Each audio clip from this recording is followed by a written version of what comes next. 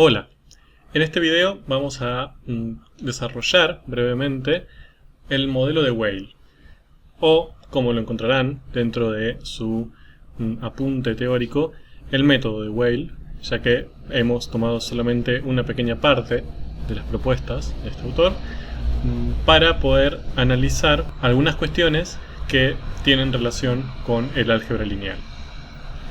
Para eso vamos a plantear un problema que está bastante relacionado con el uso de las matrices y de la álgebra matricial a la hora de ser aplicadas a casos concretos. Por ejemplo, supongamos que estamos monitoreando una reacción química continua en un pequeño reactor.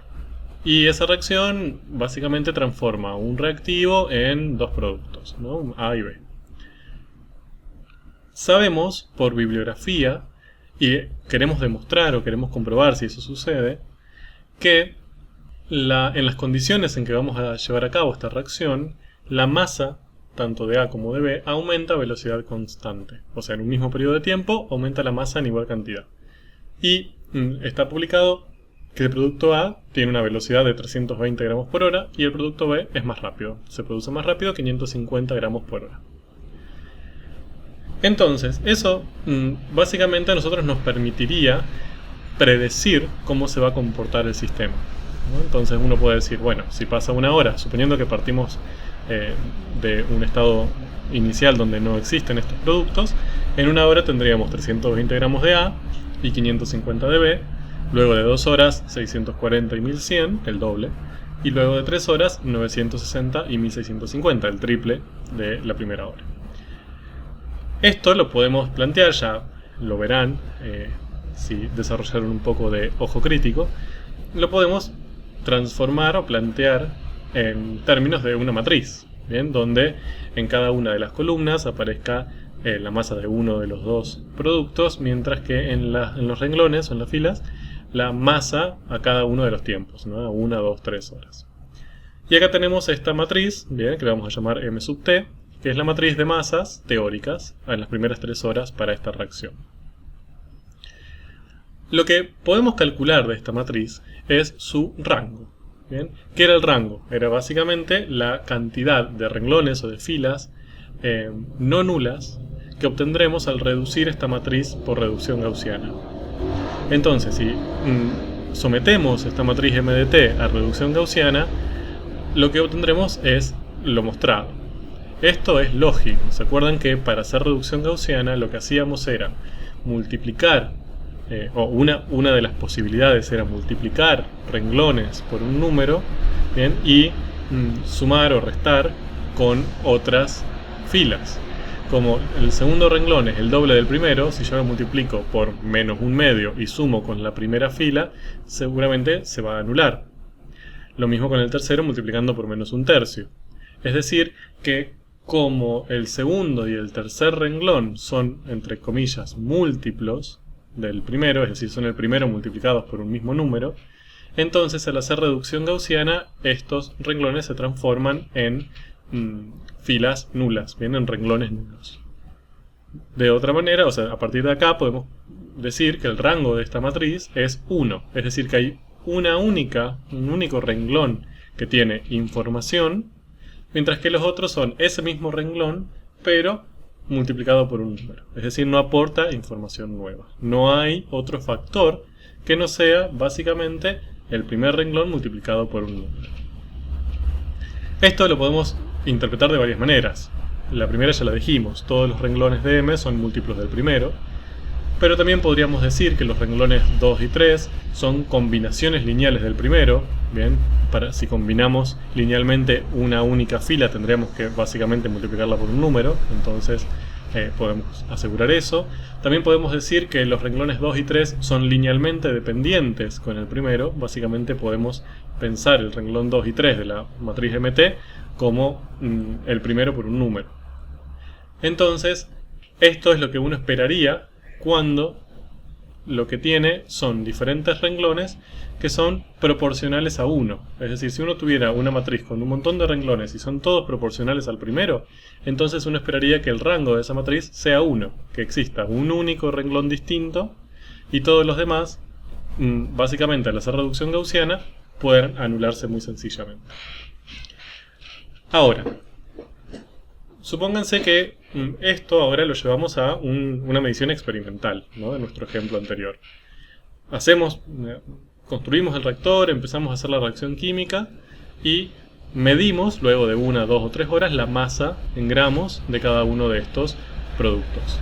Y obtenemos lo siguiente, ¿no? En la primera hora obtenemos 320,1 gramos de A, 549,8 de B y así los otros valores que ven ahí.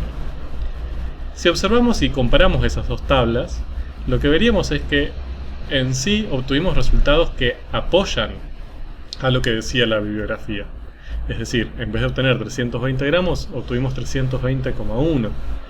Tenemos ahí un pequeño error, una pequeña diferencia que podemos suponer que puede ser un error de pesada, puede ser un error experimental en la toma de muestra, ¿bien? Pero no tenemos un resultado que sea claramente distinto al que esperamos teóricamente. Podemos plantear una matriz con estos datos, una matriz experimental, una M sub E, pero si ahora calculamos el rango de esta matriz, bien, así como lo hicimos con M sub T, es decir, hacemos reducción gaussiana y vemos cuántos renglones nulos obtenemos, veríamos que no nos queda un único renglón y los otros dos son nulos. Nos quedarían dos renglones distintos y el tercero sería nulo. Bien, siempre recuerden que el rango tiene como máximo valor para una matriz el número más pequeño, ya sea de filas o de columnas, es decir, no esperaríamos acá un rango más grande que 2. Bien, es el limitante el número de columnas. Entonces tiene rango 2. Eso nosotros lo podríamos interpretar si nos alejamos, nos aislamos del problema que estamos analizando. Podríamos decir, bueno, hay un factor que viene dado por la producción de la masa, es decir, hay algo que es básicamente proporcional a estos números 320 y 550, y además hay otro renglón que aporta otra cosa distinta, ¿bien? Que no tiene que ver con la masa de A y de B que se van duplicando o triplicando o multiplicando por un número en cada un cierto número de horas, porque si fuese así, o sea, si uno obtuviese múltiplos, siempre multiplicando el primer renglón por un mismo número, el rango no podría ser 2, debería ser 1. Si el rango es 2, aparece otro factor distinto que no tiene que ver con esto. Ahora, ustedes me podrán decir, si ya lo ponemos en palabras del problema, bueno, pero, a ver, quizás eso sucede por los pequeños errores en la pesada. No es que los números sean excesivamente lejanos de 320 y 550. Están muy cercanos. Hay pequeños errores, pero ya desde el álgebra esos pequeños errores hacen que el rango sea 2. Bien. Entonces, cuando no sucede algo como este caso, donde es muy obvio qué es lo que está sucediendo, bien, que lo que dice la bibliografía lo podemos considerar adecuado, pero tenemos errores de pesada, hay veces que eso no va a ser tan evidente. Entonces, esta técnica de calcular el rango para ver si todas las filas son múltiplos de la primera, tiene una gran desventaja. Bien, es muy sensible a pequeños errores. Pequeños errores y pequeñas modificaciones con respecto a lo teórico me genera un resultado bien contundente y que no relativiza estos pequeños errores.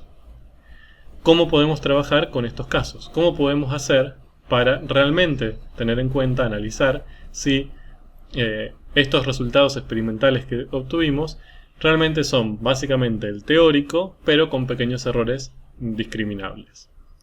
Entonces, para hacer esto, lo que necesitamos, antes de pasar al método de Weyl, que es el que va a ayudarnos, es conocer otra herramienta teórica previa, que es la descomposición en valores singulares, o DBS, o SVD en inglés. ¿Qué es esto? Hay muchas técnicas dentro del álgebra lineal para descomponer matrices. ¿Qué significa descomponer matrices o factorizar matrices? Expresar una matriz como el producto de 2, 3 o 4, 5 matrices distintas, pero que sean más sencillas. Bien, entonces, tiene la, entre comillas, desventaja de transformar una matriz en varias, pero tiene la ventaja de que estas matrices son quizás más sencillas o más fáciles para trabajar que la primera. Hay muchos ejemplos, no me voy a detener en esto. Hay algunos que se hacen básicamente para que el trabajo con computadoras sea mucho más ágil y mucho más veloz. O hay otros que se utilizan para calcular algunos valores que sean útiles interpretativamente, entre otros casos. En este último que les acabo de decir encontramos DBS. Bien, es la descomposición de una matriz en valores singulares. Entonces, lo que vamos a intentar hacer, o lo que hace esta descomposición, es a una matriz cualquiera, de cualquier tamaño, o sea, no necesariamente cuadrada, puede ser de cualquier tamaño, la descomponemos, la expresamos como el producto de otras tres, U, S y W. ¿Quiénes son estas matrices? Voy a empezar con la que quizás más nos va a interesar, que es S, bien, la matriz en el medio. Recuerden que el orden en el producto de las matrices importa, así que aquí esto es U por S por W en ese orden. S es una matriz del mismo tamaño de A, es decir, si A es de 6 por 4, S también es de 6 por 4. Donde los elementos son todos nulos, son todos 0, excepto los diagonales, es decir, los que están en la misma columna y fila, en el mismo número de columna y de fila. Aquí lo que vamos a encontrar van a ser los valores singulares de la matriz, que se suelen simbolizar con la letra sigma minúscula, bien, como sigma 1, sigma 2, sigma 3, para diferenciarlos, y que se suelen ubicar de mayor a menor. ¿Y quiénes son estos valores singulares? Son la raíz cuadrada de los autovalores de la matriz que obtenemos al multiplicar la traspuesta de A por A. Bien, suena bastante trabalengua, pero es bastante sencillo. Por ejemplo, tenemos una matriz A que queremos descomponer. Bien, es esa que tienen ahí, es una matriz de 2 por 3. Por lo tanto, S también va a ser una matriz de 2 por 3. Para poder armar S, lo que vamos a necesitar encontrar en primer lugar son sus valores singulares. ¿Cómo hacemos? Multiplicamos la transpuesta de A por A, en ese orden. Bien. Cuando hacemos eso, siempre vamos a obtener una matriz cuadrada.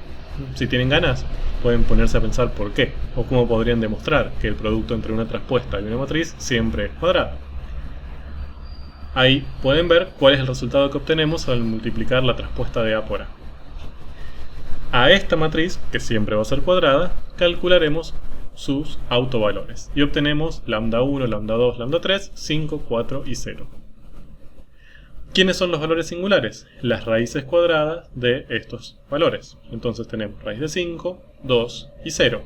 Y les asignaremos el nombre sigma 1, sigma 2 y sigma 3, respectivamente, ya que los deberemos ordenar en orden decreciente, ¿bien? De mayor a menor. Por lo tanto, ya habiendo conocido estos valores singulares, podemos armar la matriz. S es una matriz de 2 por 3, bien, el tamaño ya sabemos que es el mismo que el de A, y en los elementos diagonales, bien, en la diagonal principal, ubicaremos los valores singulares en orden decreciente.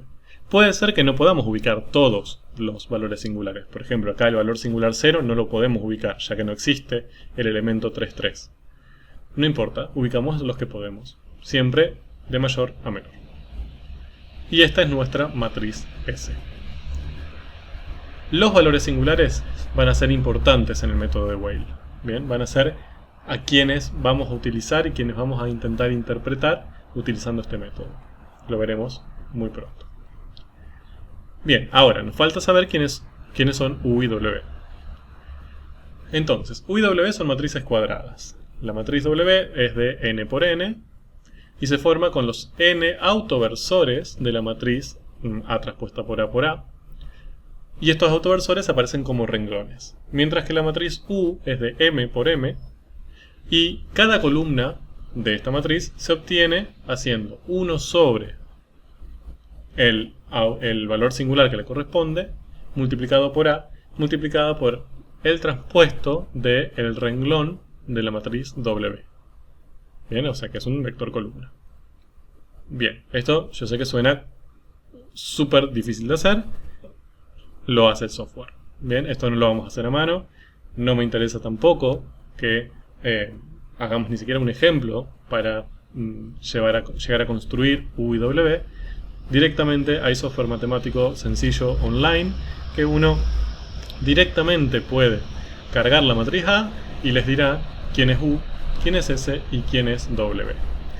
En este caso tengo que hacer una aclaración. Muchas veces este software lo que da como resultado son las matrices U, S y B corta, no W. B es la traspuesta de W, es decir que cuando obtengamos ese resultado simplemente lo que tendremos que hacer es transponer esa matriz para llegar a W. Bien, por ejemplo, sigamos con el ejemplo anterior y ahora encontremos U y W para A. Lo que sí me interesa que tengan un poco de cuidado, más que nada porque es una forma de verificar que lo que están haciendo es correcto, es cuestiones de tamaño. Bien. Siempre W es una matriz cuadrada que tiene tantas filas y columnas como columnas tiene A. Bien, como A es una matriz de 2 por 3, tiene 3 columnas, W va a ser de 3 por 3. Mientras que U va a ser una matriz cuadrada con tantas filas y columnas como filas tiene A. Como A es de 2 por 3, será de 2 por 2, tiene 2 filas. Y estos valores que hallamos ahí van a ser simplemente dados por el software. Cuando nosotros carguemos A, el software nos dará quién es S, quién es U y quién es B, las transpondremos y obtendremos W como vemos allí mismo. Entonces, ¿qué significa esto? ¿O qué características cumplen estas matrices? Que si multiplicamos U por S por W en ese orden, y hacemos todas esas cuentas, tenemos que hacer dos productos entre matrices ahí, vamos a obtener una matriz de 2 por 3 que va a ser A. En definitiva, pudimos expresar A, la A original, como 3 matrices, como el producto de 3 matrices. Dos matrices cuadradas, que son U y W, que el hecho de que sean cuadradas suele ser bastante sencillo para trabajar, y una tercera matriz S, que es una matriz diagonal, ¿bien? Y que además cuenta con estos valores singulares, que tienen también un potencial interpretativo. Bien. Ahora, por lo general, más allá que esto es lo que les va a generar el software matemático, la descomposición en valores singulares se utiliza en la forma de producto externo. Bien, y ahí tienen escrito cómo sería teóricamente. Sería la suma de varios términos, bien tantos como valores singulares tengan la matriz, y está siempre pensada como un valor singular por un vector columna que proviene de U por un vector fila que proviene de W. Bien, ahora veremos en un ejemplo cómo se hace. Pero esto es lo que se repite tantas veces como sea necesario. Bien, siempre tendremos la sumatoria de términos valor singular por vector columna por vector fila. Cada uno de estos términos, cuando resolvemos estos productos, bien, sigma por U por W, lo que vamos a obtener van a ser matrices del tamaño de A. Bien, que se llaman las componentes de A. Veámoslo con un ejemplo, así no queda en el aire. Acá tenemos lo que acabamos de resolver para A, bien, su descomposición en valores singulares. Si queremos expresar A en forma de producto externo, lo que vamos a hacer es primero multiplicar. Como tenemos aquí dos valores singulares, vamos a contar con dos términos. Bien, es decir, vamos a sumar dos sumandos. El primero lo formaremos como el primer valor singular, el más grande, raíz de 5, por la primera columna de U, bien, a eso se refiere este U sub 1, que es la primera columna de U, por la primera fila de W, a esto se refiere W sub 1. Bien, entonces, siempre es igual, primer valor singular por primer columna de U por primer fila o renglón de W, más segundo valor singular por segunda columna de U por segunda fila de W.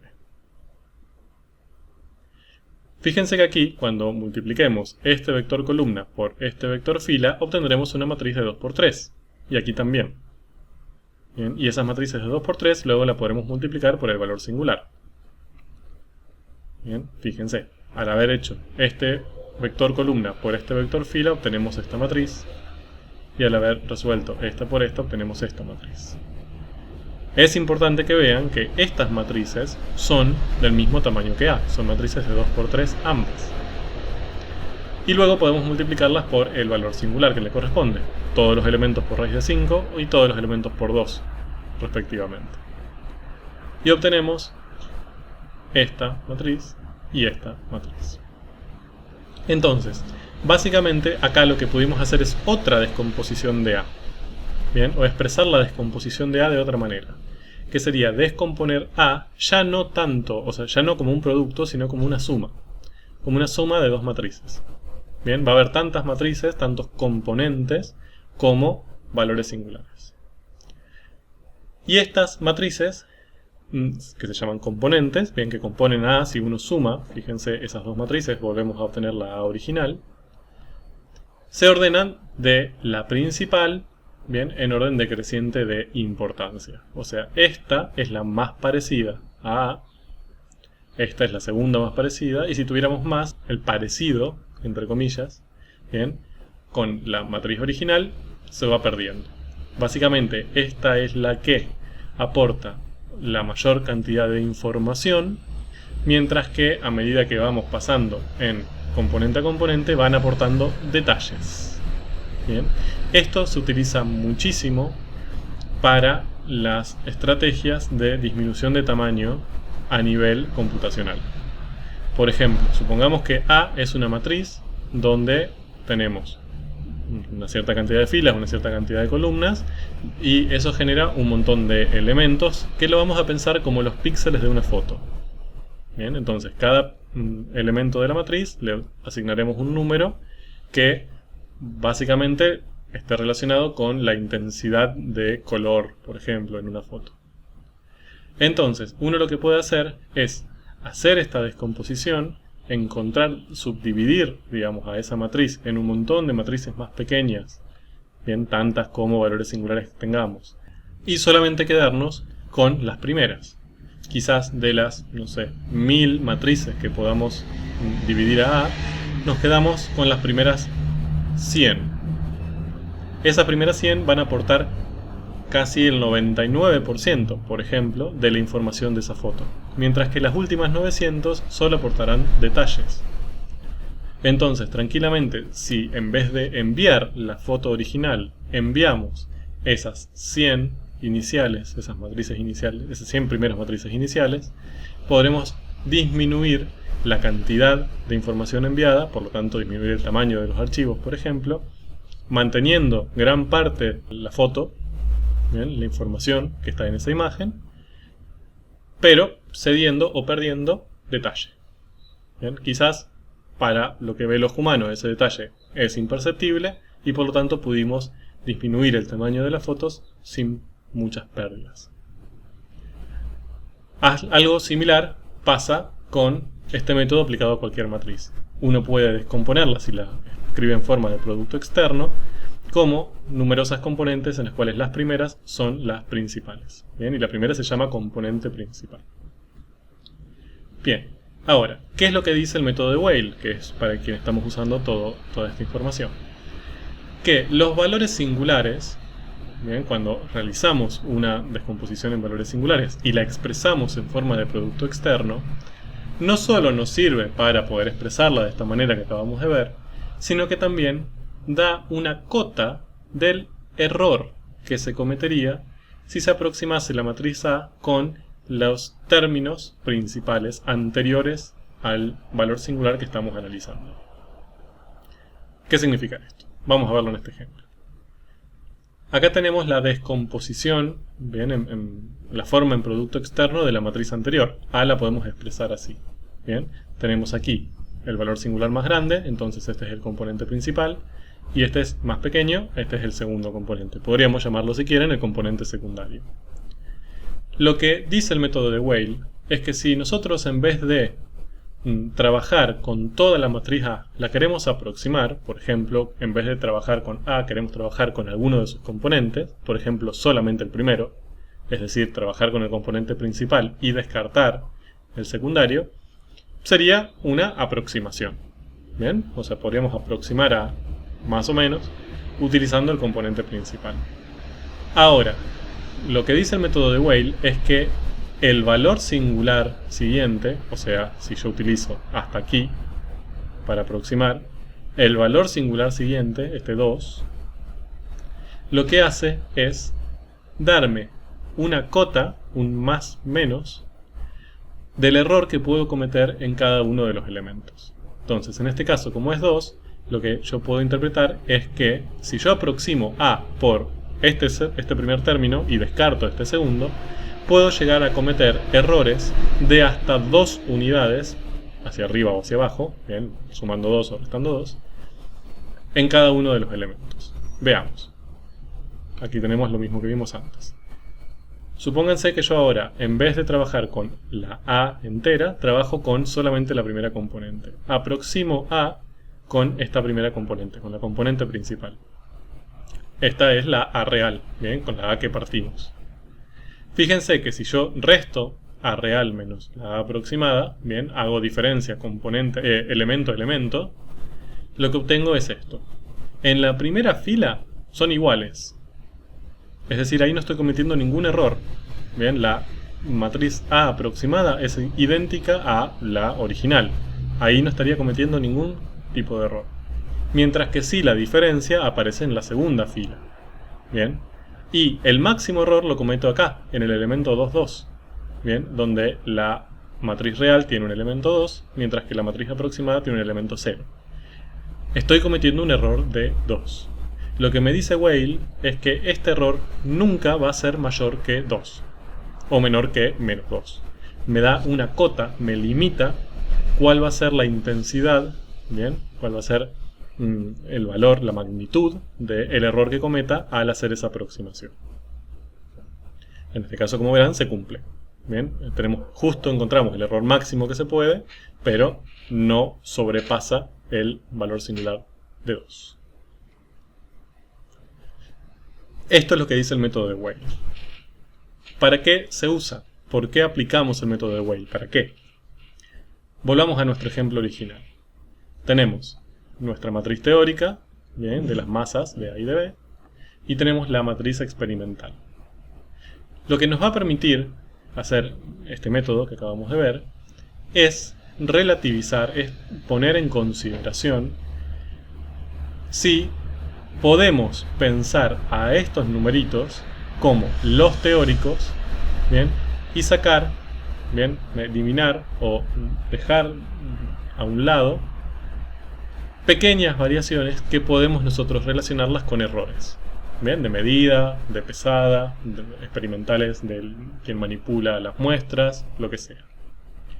Entonces, ¿se acuerdan que cuando calculamos el rango de esta matriz, obtuvimos 2?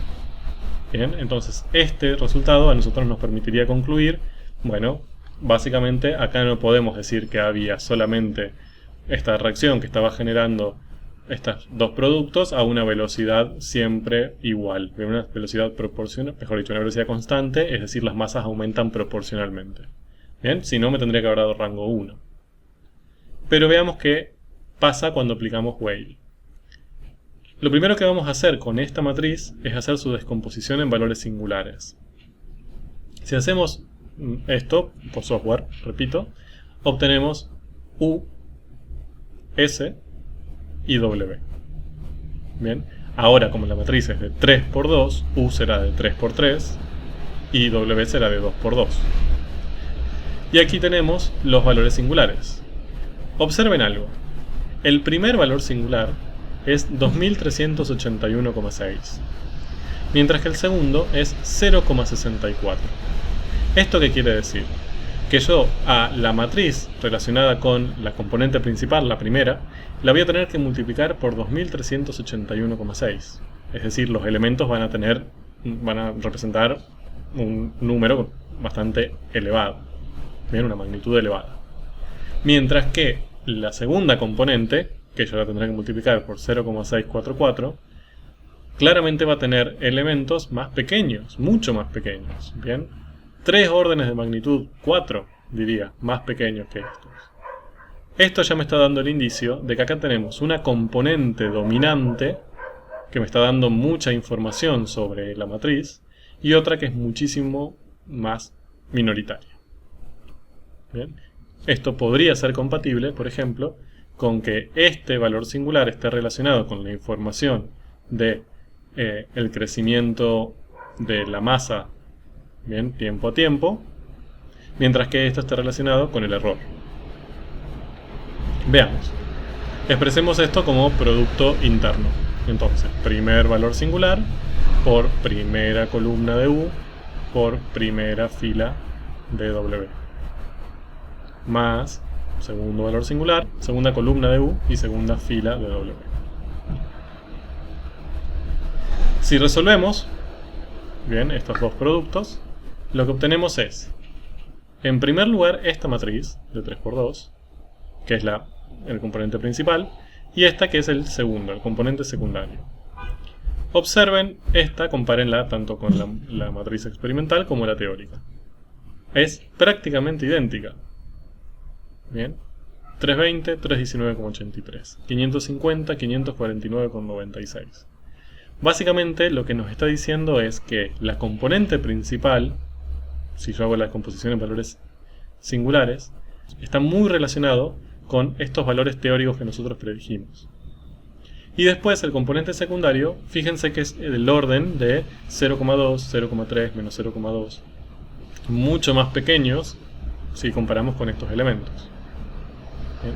Entonces acá se cumple un poco nuestra predicción.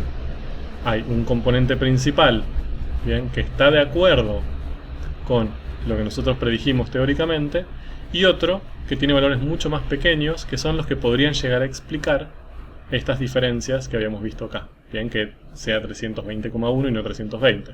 Y que podríamos quizás relacionarlos con errores, bien, en el proceso de medición. Si calculamos el rango de cualquiera de estas matrices, esto es algo que es general para la descomposición en valores singulares, estas matrices todas tienen rango 1. Es decir, esta tiene rango 1. Todos estos renglones son básicamente múltiplos, entre comillas, son linealmente dependientes, son combinaciones lineales del primero. Lo cual esperábamos. Y eso es lo que nos permitiría afirmar que se está cumpliendo lo que proponía la literatura. Básicamente que hay una velocidad constante y la masa aumenta proporcionalmente. Ahora, ¿cómo analizamos esta segunda? ¿Cómo analizamos este secundario? ¿Estos errores los podemos tener en cuenta o no? Bien. Entonces, en este análisis es donde aparecen los valores singulares. Porque fíjense que, como decía Weil, el segundo valor singular, 0,644, lo que generó fue una cota, bien, para el error que cometeríamos al aproximar esta matriz con esta. Bien, la diferencia que obtendríamos sería 0,2, 0,3, menos 0,3, todas más pequeñas que 0,644. Bien, este es como el límite máximo del error que podría llegar a admitirse, bien, en este caso. Dicho de otra manera, esta componente principal la podemos utilizar para aproximar esta matriz, experimental, bien, siempre y cuando aceptemos, bien, o estemos tranquilos de que los errores menores a 0,644 son válidos. ¿A qué me refiero con esto?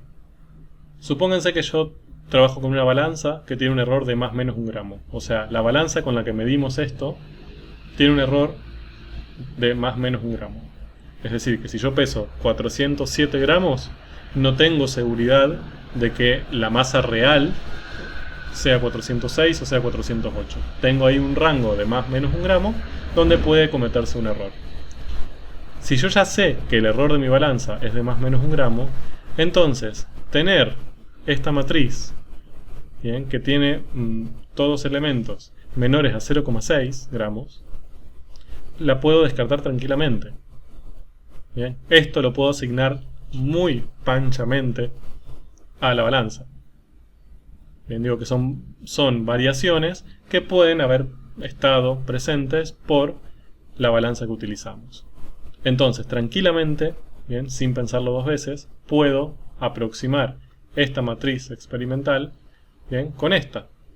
Y descartar esta. Considerar que estos son detalles, ¿sí? Que son errores que vienen de la pesada.